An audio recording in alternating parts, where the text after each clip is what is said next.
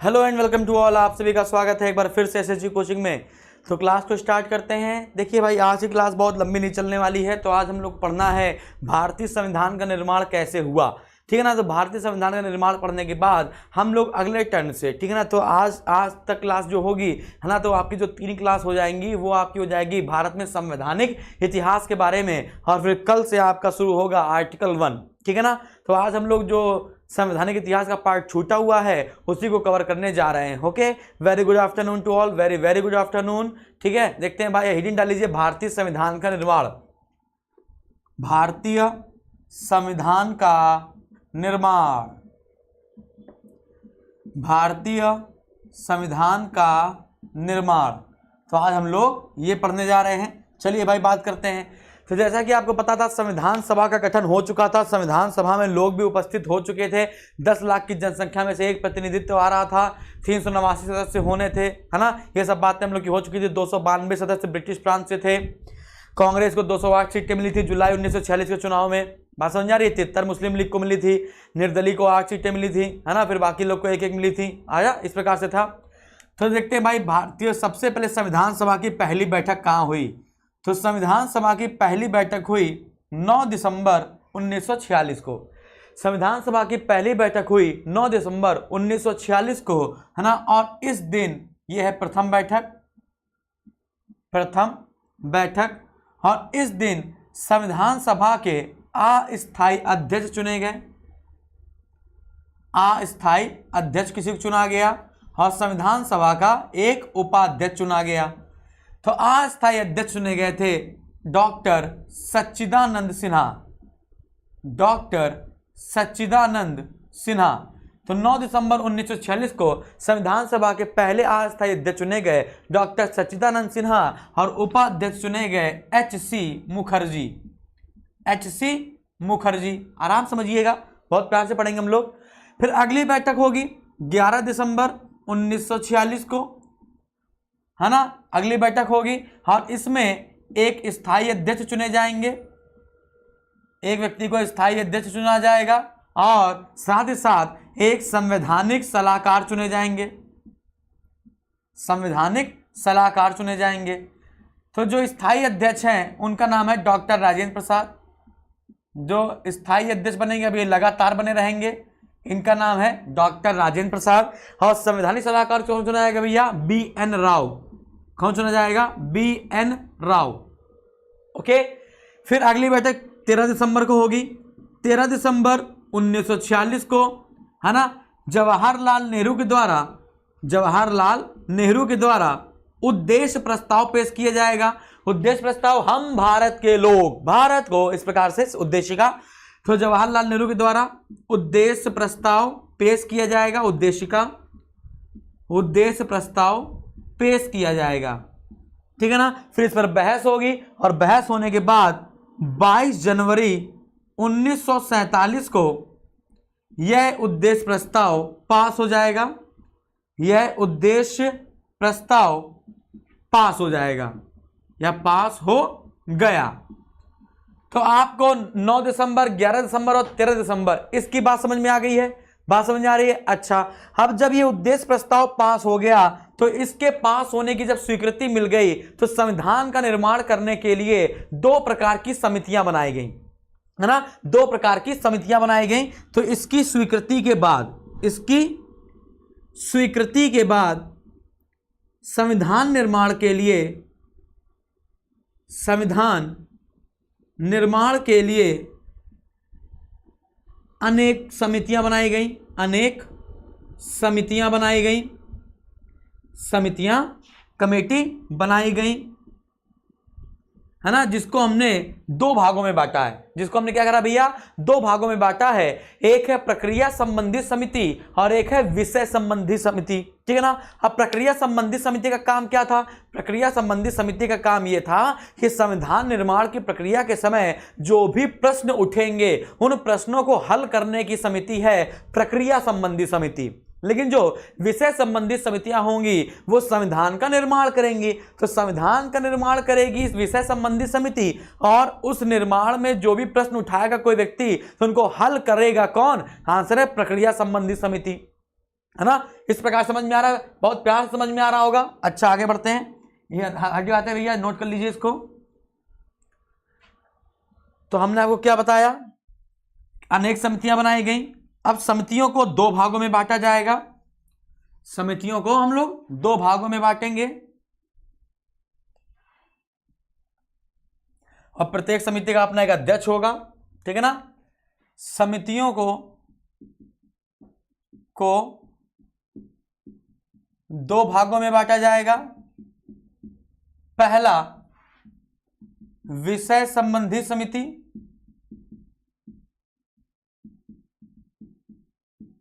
और दूसरा प्रक्रिया संबंधी समिति।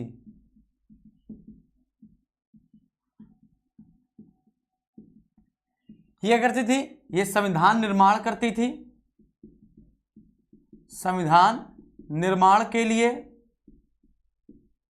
और ये संविधान निर्माण के समय उत्पन्न प्रश्नों को हल करने के लिए, ठीक है ना। कुछ इस प्रकार से आपको इसको याद करना पड़ेगा, है ना। अब जैसे प्रक्रिया संबंधी में कौन कौन आएगा, अब प्रक्रिया संबंधी समिति में कौन कौन सी आएगी, जैसे प्रक्रिया नियम समिति आ जाएगी, प्रक्रिया नियम समिति आ जाएगी, अधिकार समिति आ जाएगी, प्रक्रिया नियम समिति, अधिकार समिति, है ना, उर्दू हिंदी उर्दू अनुवाद समिति, ठीक है ना, परिचालन समिति, है ना, सभा समिति, और हिंदी उर्दू अनुवाद समिति। तो ये सारी समितियां किससे संबंधित हैं, प्रक्रिया संबंधी समिति हैं। लेकिन अगर हम लोग विषय संबंधी की बात करें, आप लोगों ने इसके तो अभी नहीं सुने होंगे, है ना, इसके नहीं सुने होंगे, लेकिन आपने प्रक्रिया संबंधी के नहीं सुने होंगे, आपने विषय संबंधी सुने होंगे। जैसे विषय संबंधी में कौन कौन सी आती है बताओ जरा। प्रारूप समिति, ये सुना होगा ना, प्रारूप समिति, संघ समिति, संघ शक्ति समिति, मूल अधिकार समिति, संचालन समिति,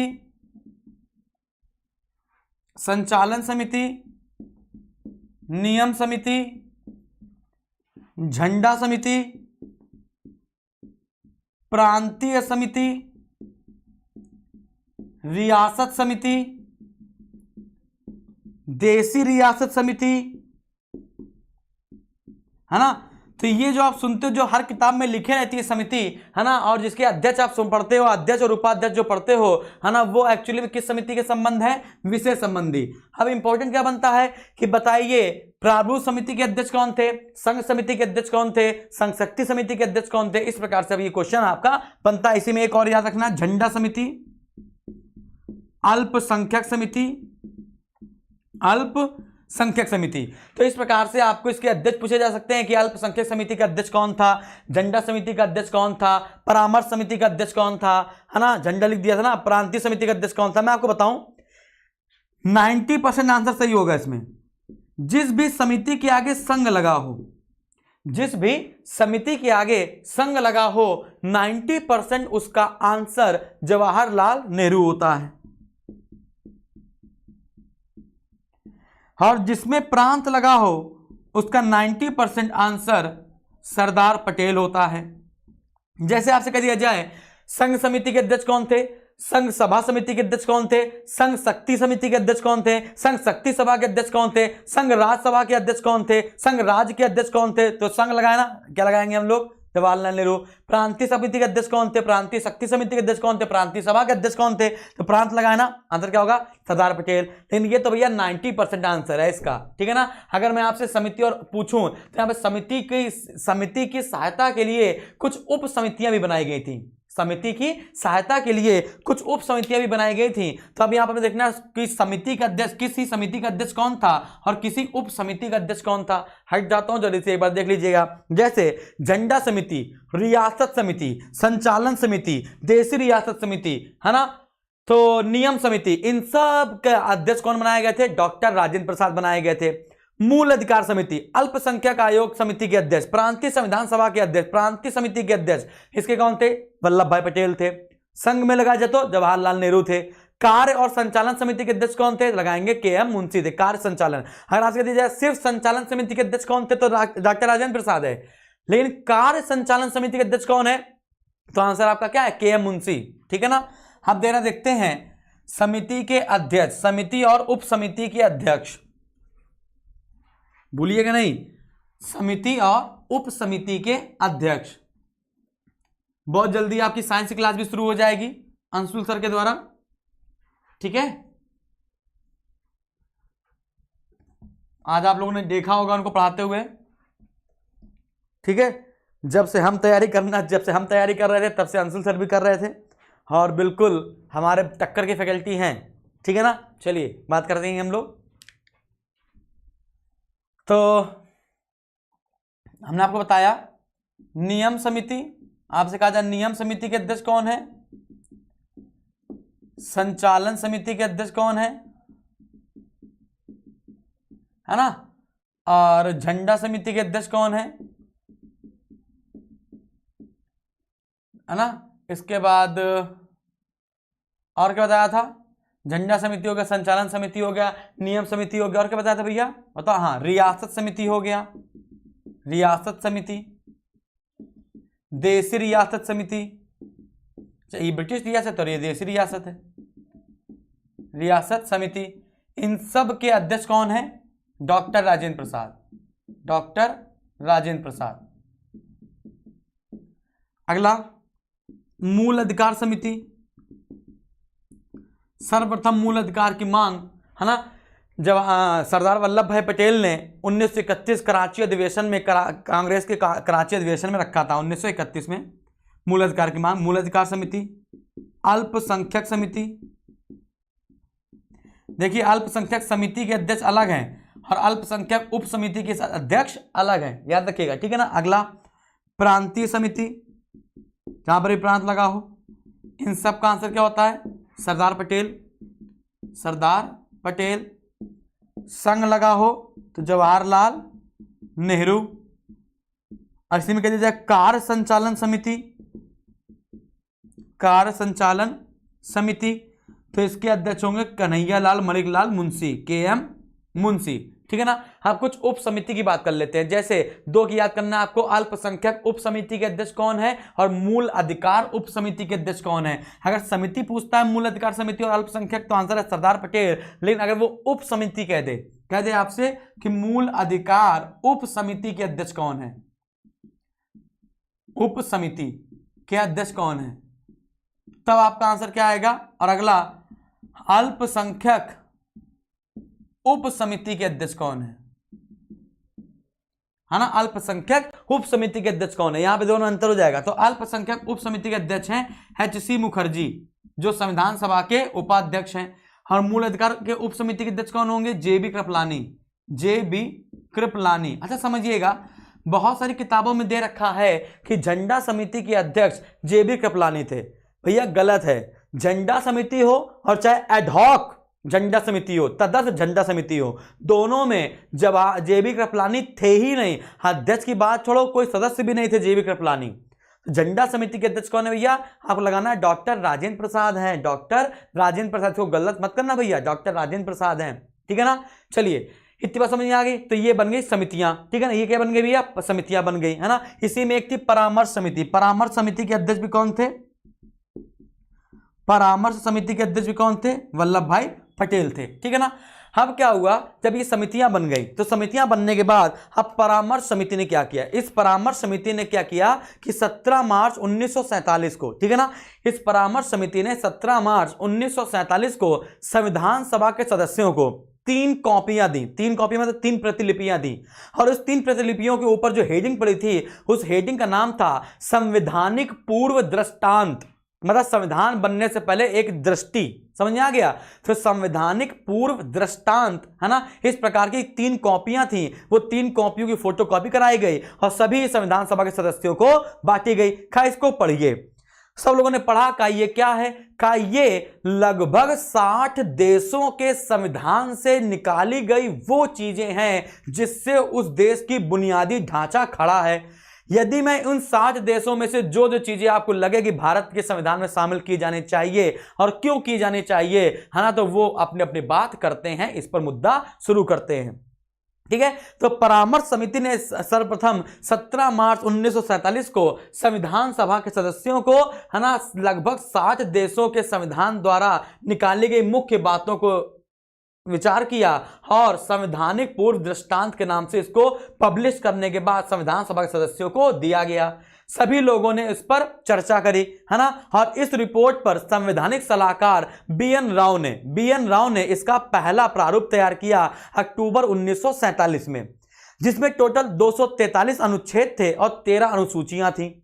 अब इसके मूल पाठ पर विचार करने के लिए बी.एन. राव ने प्रारूप समिति का गठन किया। किसका समिति का गठन किया भैया?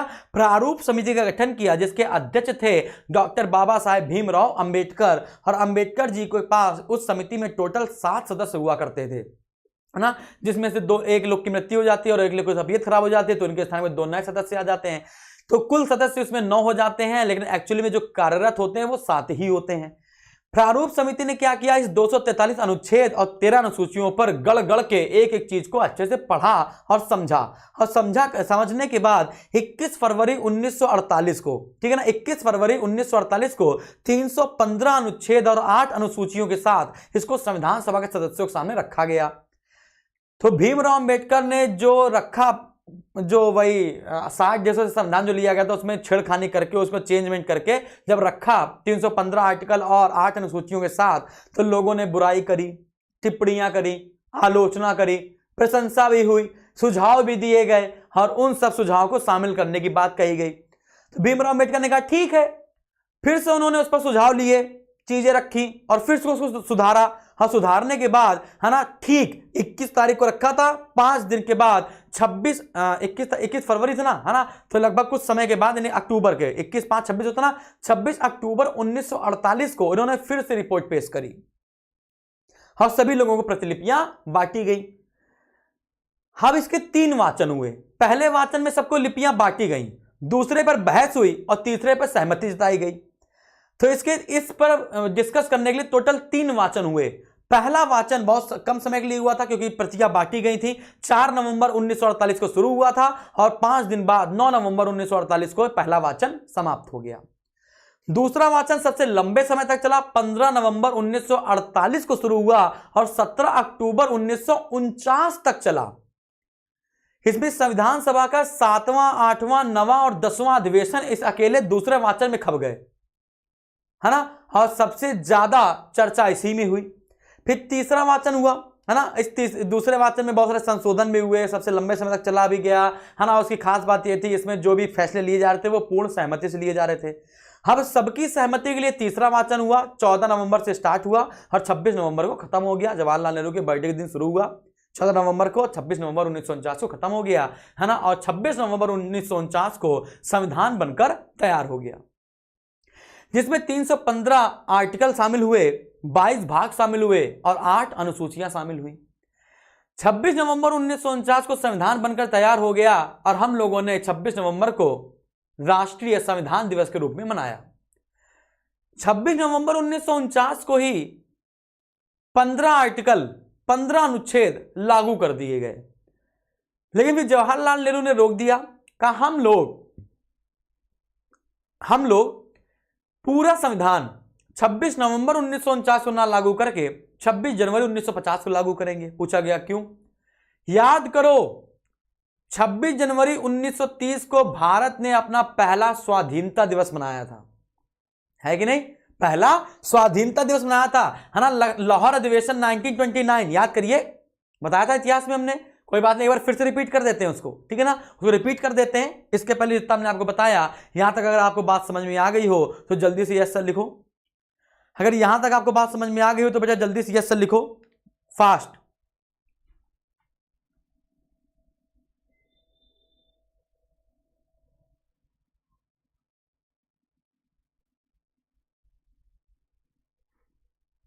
रफ कर दो इसको।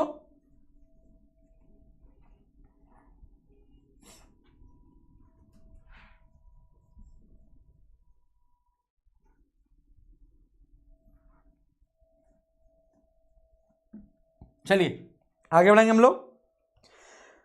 ओके ओके ओके, सबको समझ में आ गया, वेरी गुड। चलिए आगे बढ़ा जाए। ओके, तो क्या हुआ बताया हमने आपको, परामर्श समिति ने क्या किया, परामर्श समिति ने 17 मार्च 1948 को एक प्रारूप तैयार किया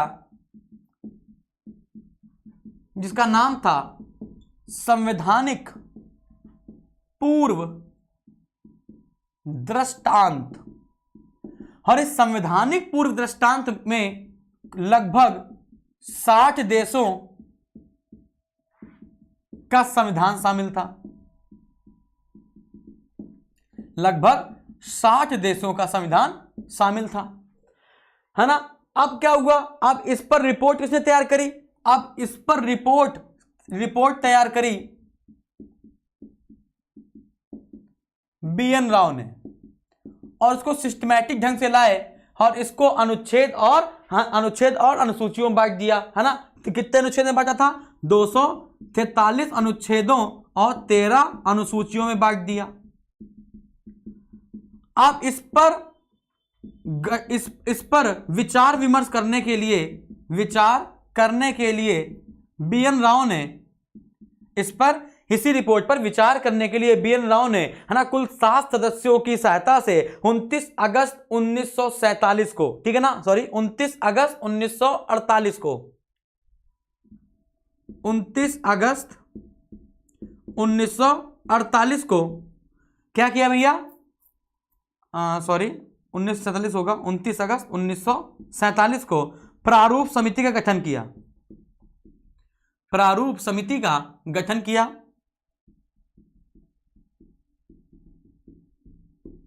किया, हाँ प्रारूप समिति ने भैया गठन कर लिया गया। अब इस प्रारूप समिति ने क्या किया, 21 फरवरी 1948 को, क्या किया भैया, 21 फरवरी 1948 को, 21 फरवरी 1948 को अपनी रिपोर्ट पेश करी, 21 फरवरी 1948 को अपनी रिपोर्ट पेश करी।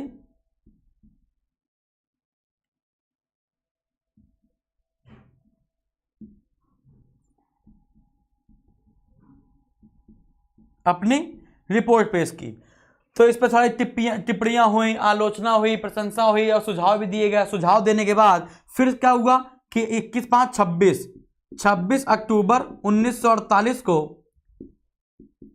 इसे फिर से पेश किया गया, और जब इसको वापस पेश किया गया तो इसमें टोटल कितने आर्टिकल थे, 315 आर्टिकल और 8 अनुसूचियां थी। इसमें टोटल 315 आर्टिकल और 8 अनुसूचियां थी, 315 आर्टिकल और 8 अनुसूचियां थी। बात समझ में आ रही, कब पेश किया गया था, 26 अक्टूबर 1948 को। पहली रिपोर्ट कब पेश की थी प्रारूप समिति ने, 21 फरवरी 1948 को। फिर इस पर बहस हुई तो कब पेश की, लास्ट में 26 अक्टूबर 1948 को, जिसमें 315 आर्टिकल और 8 अनुसूचियां थी। इतनी बात समझ में आई, 315 आर्टिकल और क्या थी भैया, 8 अनुसूचियां थी, ठीक है ना। अब इन पर क्या होगा, इन पर टोटल 3 वाचन होंगे, है ना। इस पर टोटल कितने वाचन होंगे, 3 वाचन होंगे। तो पहला वाचन कब से कब तक चलेगा, दूसरा वाचन कब से कब तक चलेगा, और तीसरा वाचन कब से कब तक चलेगा, इस पर हम लोग चर्चा करते हैं भाई। रफ कर दो इसको पहले। सर आपसे पूछा जाए प्रारूप समिति का गठन कब किया गया था, तो 29 अगस्त 1947 को, ठीक है ना। और इसने अपनी रिपोर्ट कब पेश की थी, रिपोर्ट पेश की थी 21 फरवरी 1948 को, ठीक है ना। और इसने दूसरी रिपोर्ट कब पेश करी, 26 अक्टूबर 1948 को। और इसमें कुल कितने अनुच्छेद थे, 315, अनुसूचियां कितनी थी, 8। और इस पर कुल कितने वाचन होंगे, 3 वाचन होंगे। तो पहला वाचन 4 नवंबर से लेकर 9 नवंबर तक चलेगा, है ना, जो सबसे छोटा होगा। इसमें प्रतिलिपियां बांटी जाएंगी, इसलिए कहानी हमने पहले सुना दी है आपको। हम देखेंगे प्रारूप समिति के सदस्य कौन कौन से थे और कौन कौन से 2 हट गए थे, उनके स्थान पर कौन कौन आया था। सूत्र होता है साकाराम, SAKARAM, साकाराम। अगर आपको साकाराम याद रहेगा तो आपको सब कुछ याद रहेगा। जरा देखते हैं भाई, समझने की कोशिश करते हैं। तो 3 वाचन हुए भैया, 3 वाचन हुए। पहला वाचन कब हुआ, प्रथम वाचन तो बताया हमने आपको 4 नवंबर 1948 से लेकर 9 नवंबर 1948 तक पहला वाचन हुआ। दूसरा वाचन कब से कब तक हुआ, तो बताया था हमने आपको, है ना, कब से कब तक, 1 साल के आसपास चलेगा। 15 नवंबर 1948 से शुरू होगा और बहस होते होते 1 साल हो जाएगा, 17 अक्टूबर 1949 तक चलेगा, है ना, 1949 तक। तो सबसे लंबे समय तक चला। इसकी विशेषता ये थी कि इसमें जो भी फैसले लिए गए थे वो पूर्ण सहमति से लिए गए थे, है ना, और इसमें लगभग जो भी बात हुई थी लगभग मान चलिए 2437 संशोधन हुए थे। 2437 संशोधन हुए थे। 2437 क्या होते भैया? संशोधन हुए थे, है ना। संविधान सभा में कुल 12 अधिवेशन हुए, जिनमें से इसमें ही 7वें अधिवेशन से 10वें अधिवेशन तक का समय लगा। अधिवेशन तक का समय लगा था। फिर तीसरे में सहमति जताई जाएगी भैया, 14 नवंबर से 26 नवंबर तक होगा तीसरा वाचन। 14 नवंबर 1949 से, है ना, 26 नवंबर 1949 तक चलेगा और 26 नवंबर 1949 को संविधान बनकर तैयार हो जाएगा। 26 नवंबर 1949 को संविधान बनकर तैयार हो जाएगा। समय कुल कितना समय लग जाएगा? कुल समय लग जाएगा 2 वर्ष 11 माह 18 दिन। कुल कितने रुपए का खर्च आएगा? तो खर्च आएगा 63,96,729 रुपया। इस पर उस समय कुल कितने लोग थे जिन्होंने हस्ताक्षर करे थे? तो सदस्य कितने थे जिन्होंने हस्ताक्षर किए, जिन्होंने क्या किए थे? इस संविधान पर हस्ताक्षर किए थे। तो 284 सदस्यों ने हस्ताक्षर किए थे, ठीक है ना। उसमें महिला कितनी थी? तो उसमें महिला थी 8। कितनी थी भैया? 8। इन 284 सदस्यों में महिला कितनी थी? 8, ठीक है ना। इन 284 सदस्यों में महिला कितनी थी? तो आपको लगाना है 8 थी। कुल कितने अधिवेशन हुए थे संविधान सभा में? कुल कितने अधिवेशन हुए थे? मतलब पूरी होल मीटिंग कितनी बार हुई थी? तो कुल अधिवेशन हुए थे 12 बार। कुल अधिवेशन कितनी बार हुए थे भैया? 12 बार। अकेले 7 से लेकर 10वें अधिवेशन तक तो दूसरा वाचन ही खा गया था। बात समझ आ रही है? अच्छा, अभी 26 नवंबर को हम लोग राष्ट्रीय विधि दिवस कहते हैं, राष्ट्रीय विधि दिवस कहते हैं। लेकिन क्या हुआ? कुछ ऐसा कि भीमराव अंबेडकर की 125वीं जयंती के दिन, है ना, हमने क्या कर दिया? 26 नवंबर को राष्ट्रीय संविधान दिवस घोषित कर दिया। राष्ट्रीय संविधान दिवस घोषित कर दिया,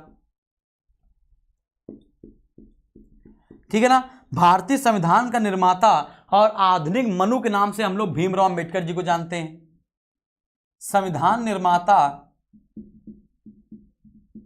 या आधुनिक मनु के नाम से हम लोग भीमराव अंबेडकर जी को जानते हैं। और भीमराव अंबेडकर जी ने कहां से चुनाव जीता था? पूर्वी बंगाल से, है ना। बात समझ आ रही है? क्लियर है? यहां तक आपको बात समझ में आ गई होगी। तो हमने आपको बताया कि 26 नवंबर 1949 को कुल कितने अनुच्छेद लागू कर दिए गए थे? तो 15। परीक्षा मारी पढ़ोगे तो उसमें लिखा रहेगा 16, ठीक है ना। तो 15 ही, एक्चुअली में 15 ही है, ठीक है ना, याद रखिएगा। तो 26 नवंबर 1949 को कुल कितने अनुच्छेद लागू कर दिए गए थे? तो 15 अनुच्छेद लागू कर दिए थे। अब कौन कौन से पार्ट के लागू किए गए थे, मतलब कौन कौन सी भाग के, है ना, अनुच्छेद लागू किए गए थे? तो नागरिकता, निर्वाचन और संसदीय प्रणाली, है ना, इन 3 भाग के 15 आर्टिकल लागू कर दिए गए थे। फिर पूरा संविधान 26 जनवरी 1950 को पेश किया गया। क्यों? हम जरा इस पर बात करते हैं। इसको रफ कर दूं मैं, हट जाता हूं, थोड़ा सा देख लीजिए, ठीक है।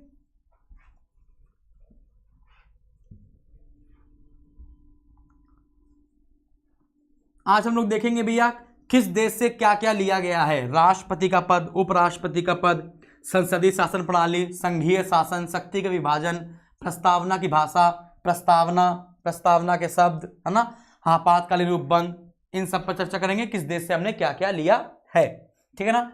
तो हमने यहाँ क्या बताया? 26 नवंबर 1949 को 15 आर्टिकल लागू कर दिए गए थे। नागरिकता, निर्वाचन और संसदीय प्रणाली के, नागरिकता, निर्वाचन और संसदीय प्रणाली के 15 आर्टिकल लागू कर दिए गए थे। जबकि पूरा संविधान 26 जनवरी 1950 को लागू किया गया और इसको हमने गणतंत्र दिवस के रूप में मनाया। गणतंत्र का मतलब होता है जहां का सर्वोच्च पद, अभी मैं आपको बताऊंगा, अभी जब प्रस्तावना पढ़ाऊंगा, जहां का सर्वोच्च पद आनुवांशिक ना हो उसे हम कहते हैं गणतंत्र। मतलब कि राष्ट्रपति के मर जाने के बाद उसका बेटा गद्दी पर नहीं बैठेगा, बात समझ रही? तो जहां का सर्वोच्च पद आनुवांशिक नहीं होता उसे हम कहते हैं गणतंत्र। और जो गणतंत्र शब्द है ये फ्रांस से आया है, फ्रांस के संविधान से गणतंत्र शब्द उठाया गया है। हाँ, पूरा संविधान 26 जनवरी 1950 में लागू हुआ, क्यों बताते भाई? जिन्होंने इतिहास पढ़ा वो तो बता लेंगे। देखिए भाई, लाहौर अधिवेशन 1929, लाहौर अधिवेशन 1929 की बात करेंगे हम लोग। कांग्रेस के अध्यक्ष कौन होगा? जवाहरलाल नेहरू। अध्यक्ष कौन होगा? जवाहरलाल नेहरू।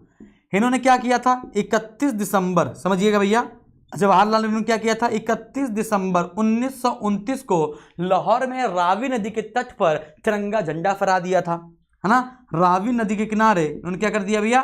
तिरंगा झंडा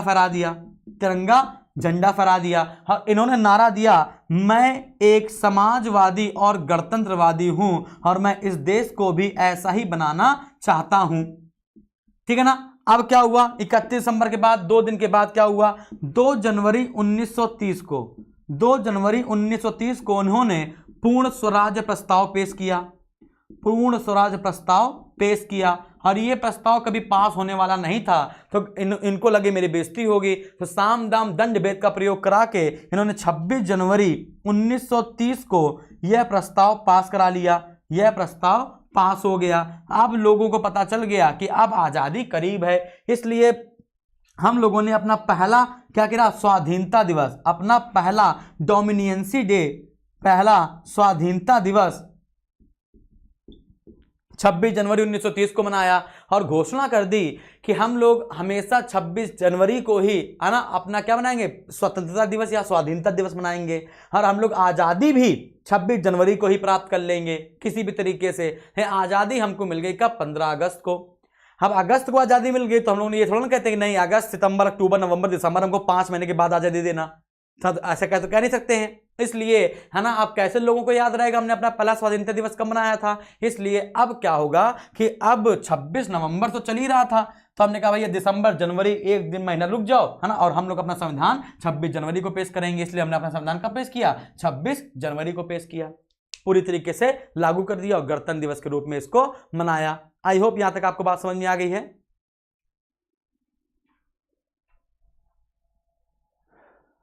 ठीक है ना? जल्दी बताओ।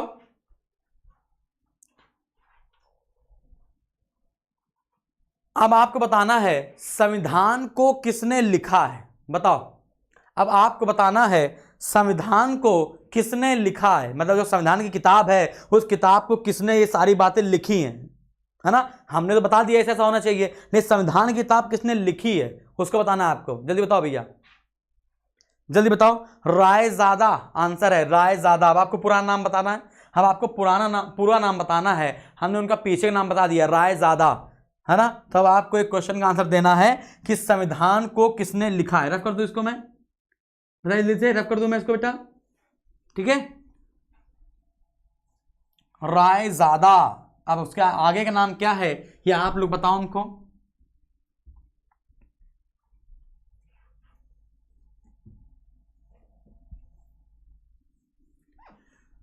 तो ऊपर एक क्वेश्चन लिख दे रहे हैं हम, ठीक है ना? संविधान को किसने लिखा है। देखते हैं क्लास खत्म होने से पहले पहले आप बता पाएंगे कि नहीं। संविधान को किसने लिखा, पहला क्वेश्चन। और संविधान को चित्रों से किसने सजाया, चित्रों से किसने सजाया। ये 2 क्वेश्चन आपको जल्दी से बताने हैं, है ना? अब हम लोग लिखते हैं भाई, अब ये 2 क्वेश्चन आपको बताना है। वेरी गुड, सबका आंसर आ गया है प्रेम बिहारी नारायण रायजादा। बिल्कुल सही बता दिया, सब बच्चों ने बता दिया प्रेम बिहारी नारायण रायजादा। ठीक है ना, okay very good very good, है ना। अरे भाई सब बहुत होशियार हैं। ठीक है ना, चलिए और ये सजाया वाला बता दो भाई, ये सजाया वाला ही बता दो, इसका आंसर तो बिल्कुल सही बताया आप लोगों ने।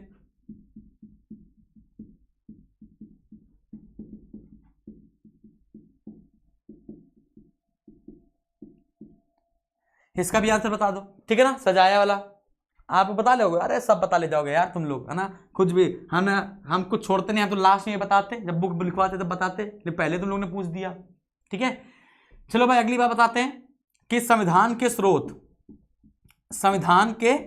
स्रोत कौन सी चीज कहां कहां से ली गई है, कौन सी चीज कहां कहां से ली गई है, अब इनकी बात करते हैं।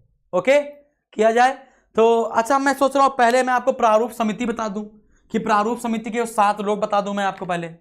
प्रारूप समिति के 7 लोग, टोटल 9 लोग थे वैसे। सूत्र है साकाराम, सूत्र क्या है भैया, साकाराम। क्या नाम है भैया, साकाराम। क्या नाम है, साकाराम। ठीक है ना, एस से क्या है, मोहम्मद शाहदुल्ला। ए से क्या है, भीमराव अंबेडकर, अंबेडकर अय्यर आयंगर, ट्रिपल ए है ना, भीमराव अंबेडकर। के से क्या होगा, खैतान, डीपी के से है खैतान। ठीक है ना, 3 हो गए। फिर ए से क्या होगा, गोपाला स्वामी अयंगर, गोपाला स्वामी अयंगर। फिर आर से क्या होगा, आर से बताओ जल्दी से क्या होगा भैया, राव, है ना, एम एन राव। क्या होगा भैया, एन एम राव। ठीक है ना, क्या होगा, एन एम राव। ठीक है, एन एम राव के बाद लिखेंगे। और आर से बताओ और क्या हो सकता है, आर से और क्या हो सकता है, राव तो हो सकता है, लेकिन और भी क्या हो सकता है, कि आर से हो सकता है क्या, बताओ। आर से देखो, अंबेडकर, आयंगर, अय्यर, मुंशी इसे कहते हैं, इसे चाहे देखो भाई, इसको हम लोग करते हैं एम से मुंशी कर लेते हैं, इसको कर लेते हैं के एम मुंशी। ठीक है ना, क्या कर लेते हैं, के एम मुंशी। चलो लाइन से चलते हैं। हाँ, ऐसा हुआ था ना कि डीपी खैतान, क्या हो गया था, डीपी खैतान को हटाने के बाद, डीपी खैतान को हटाने के बाद, है ना, एनएम राव बनाए गए थे। मैं आपको ये बताना चाहता हूँ, डीपी खैतान के हटने के बाद एनएम राव बनाए गए थे। ठीक है ना, तो और इसके बाद क्या था, बीएल मित्रा के हटने के बाद टीटी कृष्णामाचारी बनाए थे, है ना। ये के से क्या था, ये के से खैतान भी था और के से कृष्णामाचारी भी था। ठीक है ना, तो जो बीएल मित्रा थे, है ना, इनको हम राव कर लेते हैं आर से, और इसको एम से मुंशी कर लो चाहे मित्रा कर लो। ठीक है ना, तो जो बीएल मित्रा थे इनको हटाने के बाद टीटी कृष्णामाचारी को बना लिया गया था, कृष्णामाचारी। यानी बीएल मित्रा की क्या हो गई थी, मृत्यु हो गई थी, बीएल मित्रा की मृत्यु हो गई थी, तो कौन बना गए थे, टीटी कृष्णामाचारी बनाए गए थे। फिर ए से क्या होगा, कृष्ण अल्लादी अय्यर, कृष्ण अल्लादी अय्यर।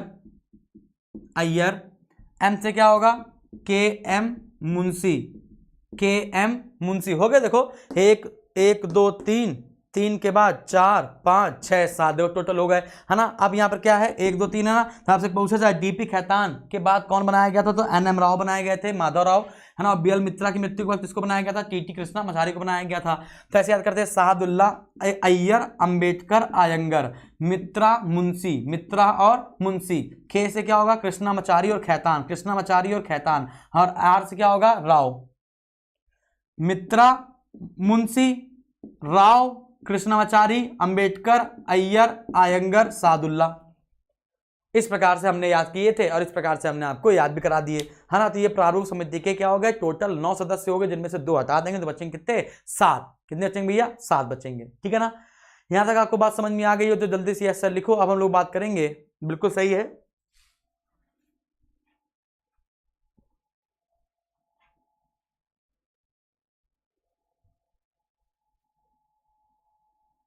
चलिए आगे बढ़ा जाए। ओके,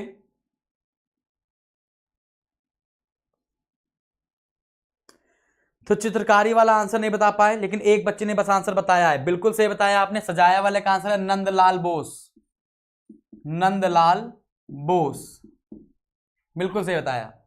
ठीक है ना, नंदलाल बोस। ठीक है, सजाने वाली बात बताई जाए तो आंसर क्या है, नंदलाल बोस है। ओके,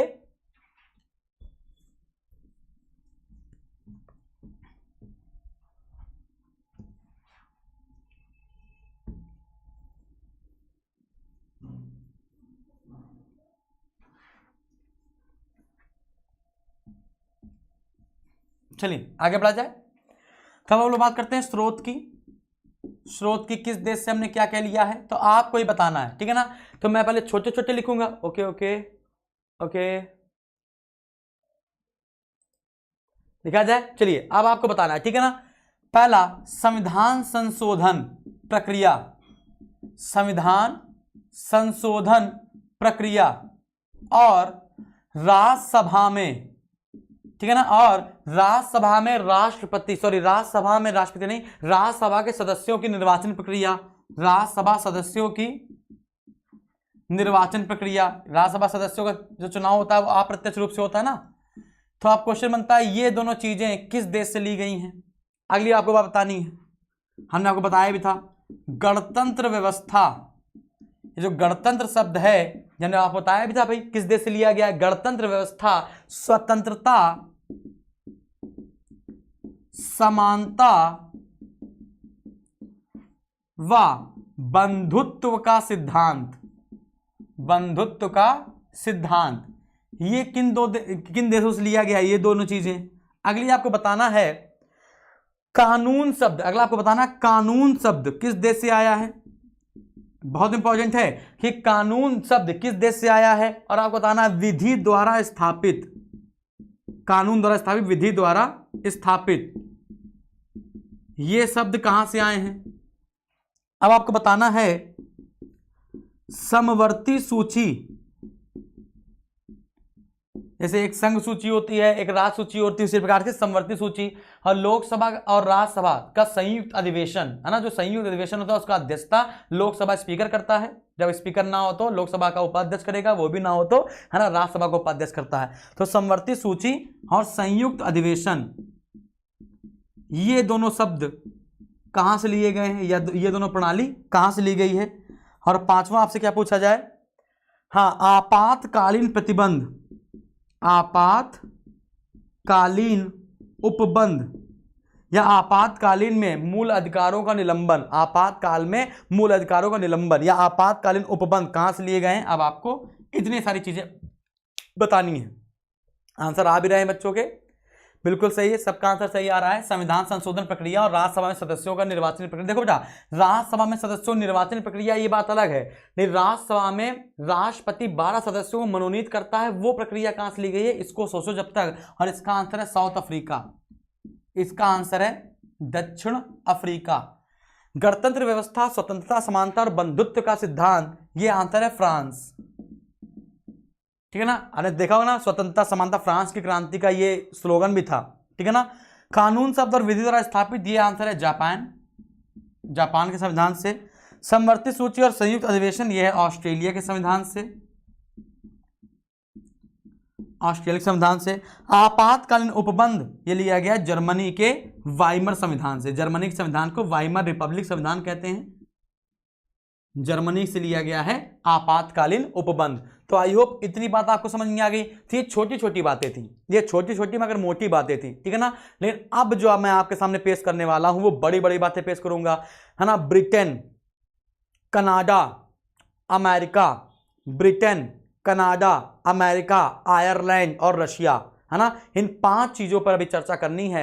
ये तो एक एक लाइन में सब समाप्त हो गए, है ना। अभी 5 देशों पर चर्चा करनी है। क्वेश्चन फंसता जो है वो वहीं से फंसता है, पेपर में आता है राष्ट्रपति पर महाभियोग चलाया जा सकता है, इसका ये हमने प्रोसेस किस देश से उठाया है, तो अमेरिका के संविधान से उठाया है। उपराष्ट्रपति का पद कहां से उठाया है, तो अमेरिका के संविधान से उठाया है। बात समझ आ रही है। चलिए रफ करूं, रफ कर दो इसको बेटा।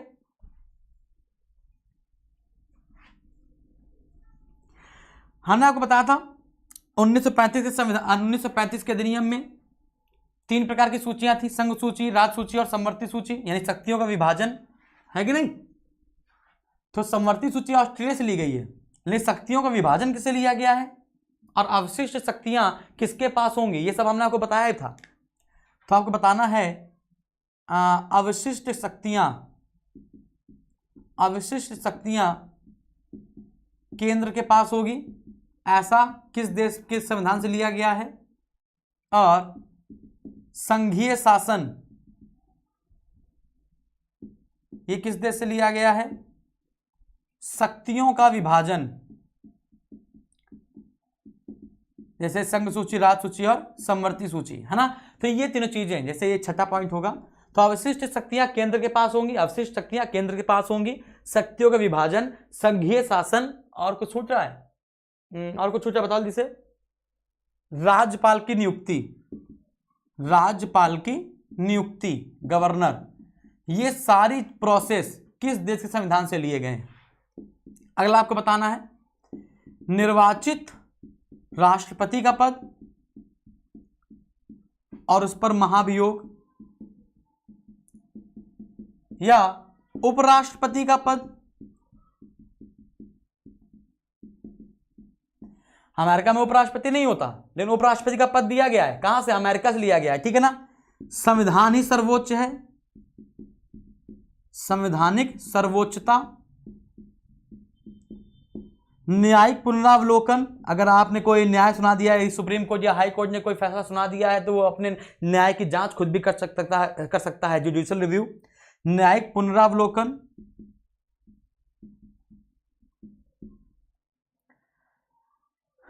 मौलिक अधिकार, मौलिक अधिकार। बस निर्वाचित राष्ट्रपति और उपराष्ट्रपति के पद आपको बताना, न्यायिक पुनरावलोकन कहां से लिया गया ये बताना, संविधान ही सर्वोच्च है ये कहां से लिया गया है, न्यायिक पुनरावलोकन, तो ये सब अब आपको इन दोनों के बारे में बताना है, जो कि बिल्कुल सही बता रहे हैं बच्चे। इसका आंसर है कनाडा, इसका आंसर है कनाडा, और इसका आंसर है अमेरिका, इसका आंसर है कनाडा, इसका आंसर है अमेरिका। तब हम लोग अब 3 देशों पर और बात करेंगे, एक है यूएसएसआर मतलब कि रशिया, ब्रिटेन और आयरलैंड। आयरलैंड से सिर्फ आपको 2 चीजें याद करनी है, पहला कि नीति निर्देशक तत्व DPSP, directive principle and state policy, नीति निर्देशक तत्व कहां से लिए गए हैं, आयरलैंड से लिए गए हैं। और राष्ट्रपति के निर्वाचन की जो प्रक्रिया है, राष्ट्रपति के निर्वाचन की जो प्रक्रिया है, देखो यहां पर तो राष्ट्रपति का पद, महाभियोग और उपराष्ट्रपति का पद अमेरिका से लिया गया, लेकिन राष्ट्रपति का निर्वाचन कैसे होगा, बड़ा कठिन प्रोसेस होता है, मैं आपको सुनाऊंगा भी और बताऊंगा भी। अभी तक आपको राष्ट्रपति का पद कैसे बनता है या राष्ट्रपति का चुनाव कैसे होता है ये आपको पता नहीं है, लेकिन मैं आपको एक बार सिखा दूंगा, फिर जिंदगी भर नहीं बोलोगे, ठीक है ना। तो अब मैं आपको 3 देशों के बारे में और बताऊंगा, इसके बाद आपको कुछ नहीं याद करना है, ठीक है। संविधान के स्रोत में आपको कुछ नहीं याद करना है, रख कर दूं।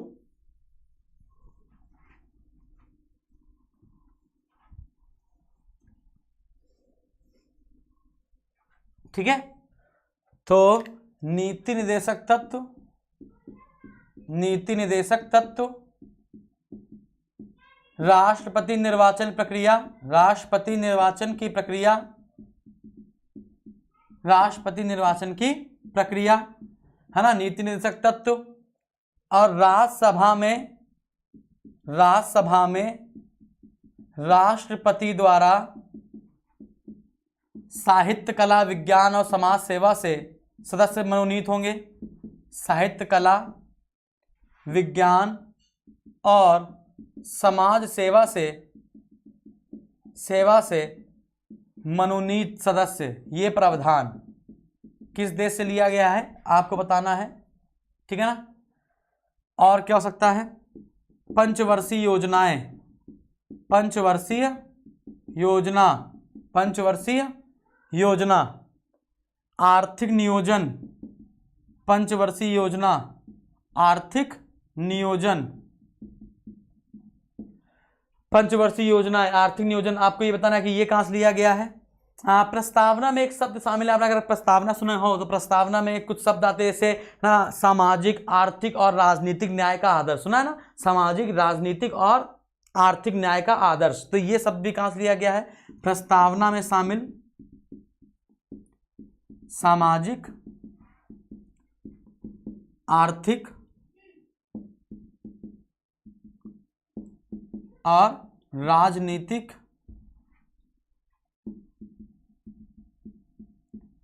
न्याय का आदर्श, ये शब्द कहां से लिए गए हैं। एक और लिखेंगे, मौलिक कर्तव्य, फंडामेंटल ड्यूटीज, ये किस देश से ली गई है। सबने आंसर बता रखा है पहले से ही, इसका आंसर है यूएसएसआर यानी कि रशिया। यूएसएसआर का विघटन 1991 में 15 देशों में हुआ था, 15 देशों में ये टूट गया था, और इसमें सबसे बड़ा देश कौन सा निकला था, रशिया। और इसका आंसर क्या है भैया, आयरलैंड, इसका आंसर क्या है, आयरलैंड। और आज की क्लास का लास्ट, ठीक है ना, सबको पता है। अब हम किस देश पर बात करेंगे? ब्रिटेन। तो ब्रिटेन के देश से संविधान में कौन कौन सी चीजें ली गई हैं, अब इन पर चर्चा करेंगे और आपका काम खत्म। फिर कल से हम लोग पढ़ेंगे भारत में राज्यों का गठन, भारत में प्रस्तावना, भारतीय संविधान की प्रस्तावना क्या क्या सिखाती है उनके बारे में, डीपीएसपी, मौलिक अधिकार, मौलिक कर्तव्य, इन पर चर्चा करेंगे। रफ करता हूं इसको, रफ कर दो भैया। ब्रिटेन के संविधान से क्या क्या लिया गया है कि चुनाव करवाइए और चुनाव में जिसको वोट सबसे ज्यादा पड़ेंगे वो चुनाव जीत जाएगा। एकल नागरिकता, संसदीय शासन प्रणाली, तो ब्रिटेन से क्या क्या लिया गया है? संसदीय शासन प्रणाली, चुनाव में सर्वाधिक मत वाले को जीत, चुनाव में सर्वाधिक मत वाले को जीत दी जाएगी, है ना। हमें तो पता ही है, लेकिन अगर ये प्रोसेस पूछी जाए कहां से लिया गया है तो आपको बताना है ब्रिटेन से ली गई है, ठीक है ना। मंत्रिमंडल सिस्टम, मंत्रिमंडल प्रणाली कहां से ली गई है? ब्रिटेन से ली गई है। अगला, एकल नागरिकता, सिंगल सिटीजनशिप, एकल नागरिकता जानते हो ना, जैसे कि हम उत्तर प्रदेश में रहते हैं, है ना, तो हम चाहे बिहार से ले जाएं तो भी मेरी नागरिकता उत्तर प्रदेश की मतलब नहीं रहेगी, मेरी नागरिकता भारत की है ना। लेकिन अगर क्या दोहरी नागरिकता क्या होती है, जैसे अमेरिका में 50 राज्य हैं तो सबकी नागरिकता अलग अलग होती है, तुम कनाडा के मैक्सिको में चले जाओगे नागरिकता आपकी बदल जाएगी। बात समझ आ रही? कुछ इस प्रकार से, ठीक है ना। चलिए आगे बढ़ा जाए। आपको बताएं जब मौलिक अधिकार, जब कोई मौलिक अधिकारों को उल्लंघन करता है तो सुप्रीम कोर्ट, है ना, 5 प्रकार की रिट दायर करती है। उसी में से एक रिट होती है मैंडेमस, मतलब परमादेश। तो जो परमादेश जो है लेख, है ना, ये परमादेश जो लेख है वो किस देश से लिया गया है? ब्रिटेन से लिया गया है। हालांकि मौलिक अधिकार लिए गए अमेरिका से, लेकिन परमादेश लेख कहां से लिया गया है? तो लगाना है ब्रिटेन के संविधान से लिया गया है। बात समझ आ रही है? क्लियर है। और लास्ट में है विधि का शासन। और संवैधानिक रूप से राष्ट्रपति की स्थिति क्या होती है? संवैधानिक रूप से राष्ट्रपति की स्थिति क्या होती है? ये सारी प्रोसेस किस देश से ली गई हैं? ब्रिटेन से, ठीक है ना। चलिए, तो ब्रिटेन से भैया इतनी चीजें ली गई हैं। आपके इंपॉर्टेंट क्या है? IMP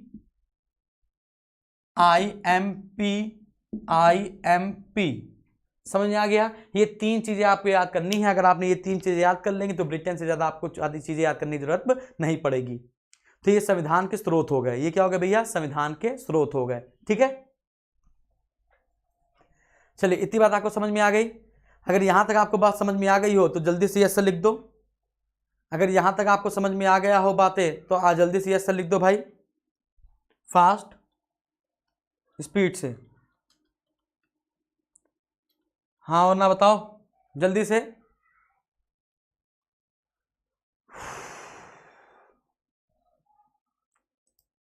कौन कौन बता सकता है?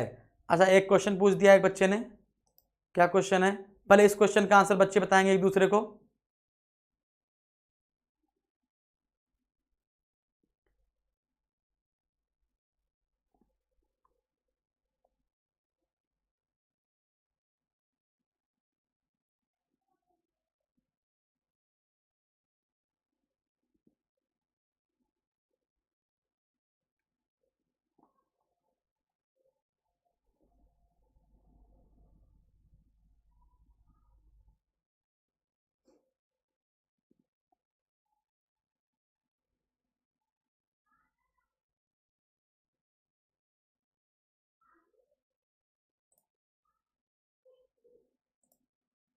ओके, ठीक है। एक बच्चे ने क्वेश्चन पूछा है। ओके, क्वेश्चन कह रहा है सर ऑपरेशन रूबिकॉन क्या है? कुछ नहीं है बेटा, ऑपरेशन रूबिकॉन कुछ नहीं है। गोल में सम्मेलन हुआ था। गोल में सम्मेलन में जब गांधी इरविन समझौता हुआ था 5 मार्च 1931 को, तो गोल में सम्मेलन में भाग लेने के लिए जब गांधी जी दूसरे गोल में सम्मेलन में पहुंचते हैं, फिर भी ब्रिटिश के लोगों को लगता है कि गांधी जी हम लोग से समझौता तो कर रहे हैं लेकिन ये अपनी मनमानी ना करे कहीं। बात समझा रही है? अपनी कहीं मनमानी ना करें।